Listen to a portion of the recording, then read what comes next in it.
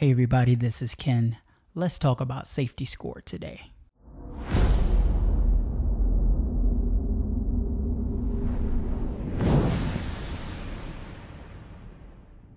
Look, I am no expert with this. I'm just want to share my thoughts of me having safety score for a while, but let me kind of tell you my journey through safety score, getting FSD beta, and you're probably asking the question, why do you have safety score and you already have FSD beta? Safety score does have its share of bugs because it is in beta. So anything I say is no guarantee that it's going to help you. Let's just be real. So when I became a beta tester on, I think, October 11th, 2021, my safety score disappeared. But it was short-lived because in February of 2022, Tesla insurance was available in my state of Arizona. So of course I switched carriers and went with Tesla insurance ever since then. So immediately after I switched to Tesla insurance, the safety score reappeared. So I have had safety score since February when I switched to Tesla insurance until now of the date that you're watching this. Every state is different. Tesla via the app does have a way to show you the different factors that they are grading you on and a little overview of those factors as well. This is great, but it's not enough. Tesla has more in-depth information via the website that goes more in depth of each one of those factors.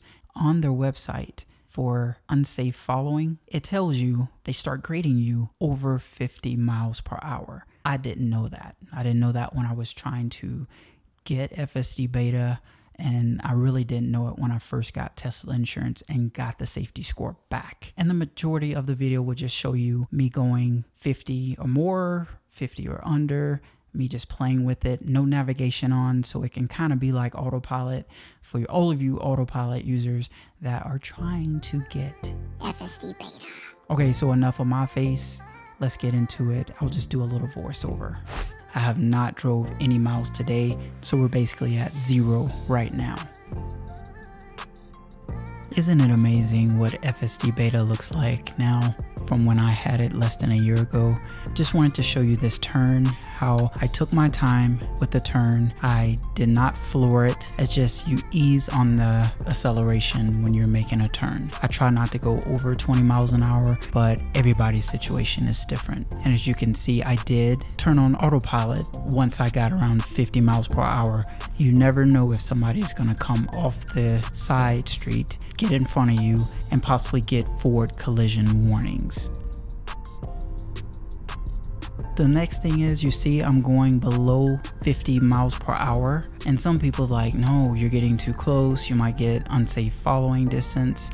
But in this situation, I am well below that 50 miles per hour, just like the Tesla website shows how they calculate, so everything is fine.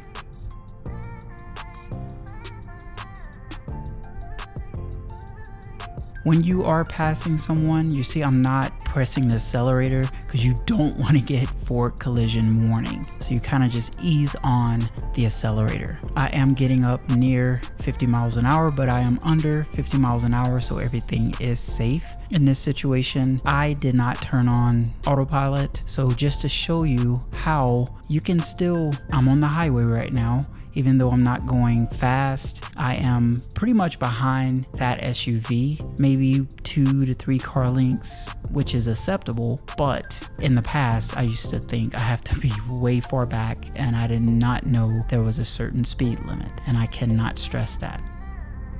Continuing on, I do have autopilot enabled because I'm well over 50 miles per hour.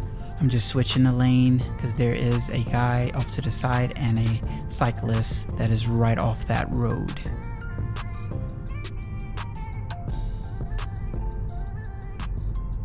Now here we are going to start decelerating and slowing down, and I'm in a comfortable below 50, and I just turned it off just to show you I'm not too far behind. I think the video actually shows it's probably a little bit closer in person, but as you can see I was getting near 50, so I turned it right back on.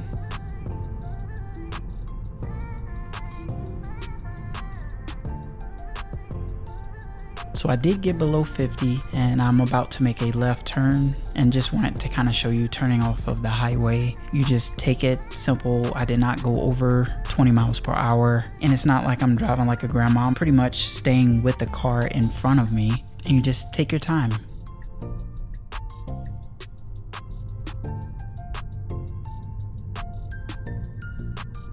Now up here you have to watch it, because when they are turning and when you're like passing someone, you can get a forward collision warning easily. Also with pedestrians, you can also get a forward collision warning if you are too close to them. So that's why you just safely move over to the opposite lane and you won't have any kind of issue whatsoever.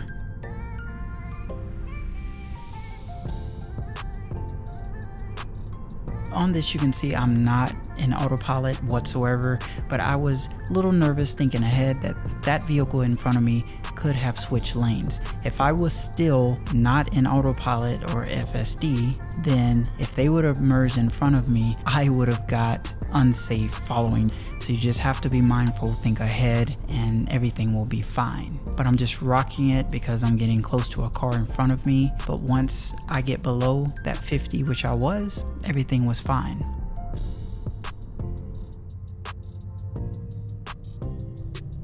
This is the last thing I wanted to show you. The speed limit is pretty much 35 and pretty much 40, so you're below the 50 miles per hour. But I'm rocking it behind that car. Whenever they do turn off like that, what I've noticed is FSD Beta kind of pauses. So you don't want to slam on the accelerator because you could probably get a forward collision warning. So you have to be careful with that. But I'm getting near 50 miles per hour. I throw it on just in case any kind of side traffic coming onto the highway merges in front of me, where I don't have to slam on my brakes so I can get dinged for hard braking. So that is the point of this video. You just have to think ahead. You don't have to always have autopilot or FSD Beta enabled. This was not the best test that I wanted to do, but this kind of shows you any kind of traffic you can get dinged. You don't even have to have traffic and you can get dinged. Am I correct? So that's pretty much my deal. Leave me a comment if you have any questions or if you need any kind of help that could possibly improve your score. Let's close out this video. I hope someone out there, this can really help them. If you have any questions, let me know in the comments below as well. I will try to help you as much as I can. Like I said, I'm not an expert. This YouTube can. See you in the next video.